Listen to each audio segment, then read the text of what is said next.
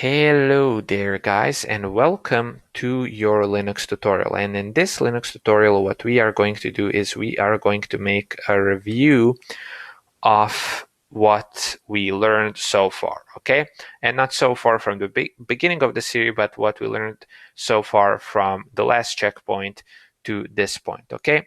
So we learned that the general command format is command, options, arguments, okay? Then we talked about that commands are case sensitive. That means that if you write, for example, cd and cd, it is not the same.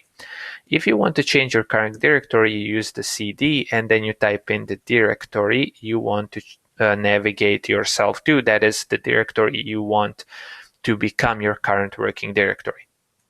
If you want to print the absolute path to the directory you are in, you use the pwd, which stands for print working directory. Man command gives you the man pages of the command. Options can be both short, which start with one, what's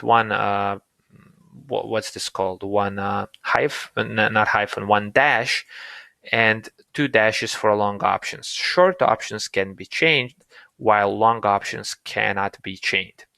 Use H or use help to see a quick description of a command usage. ls lists directory contents. cp source destination copies from source to destination. mv old new renames file with file name old to file name with the file name new. rm item is used to delete the item. rmr folder is used to delete the folder, but employ caution when using that command. Touch a file name is used to create a new file with the name file name or change the timestamp, but it's mostly used to just create a new file. mkdir name is used to create a new directory with the name dir name.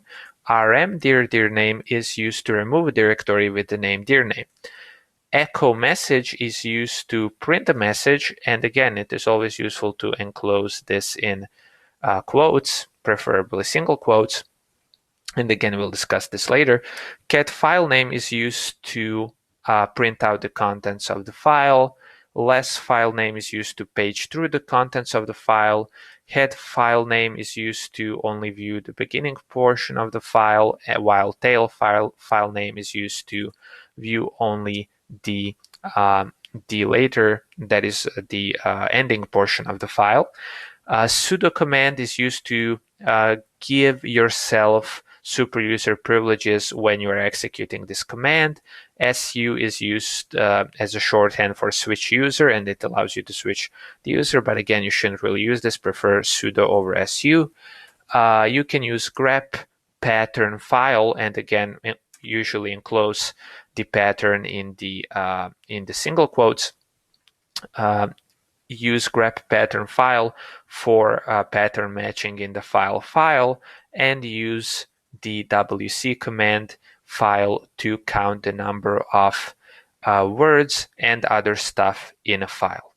Okay, so it has really been a lot of commands from the last checkpoint. I really hope you kind of caught them, and don't worry if you're not completely sure about these commands. What I would actually suggest is that you make flashcards for these commands, because it's really useful to know them by heart. So whatever it takes, just learn these commands by heart, because you will use them every day.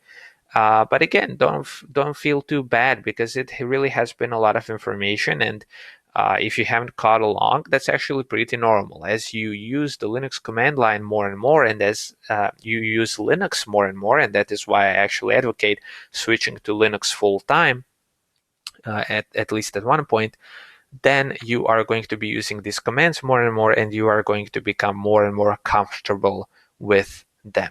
Okay, so that has been it for this tutorial. I hope you refreshed your memory, and I will see you in the next tutorial.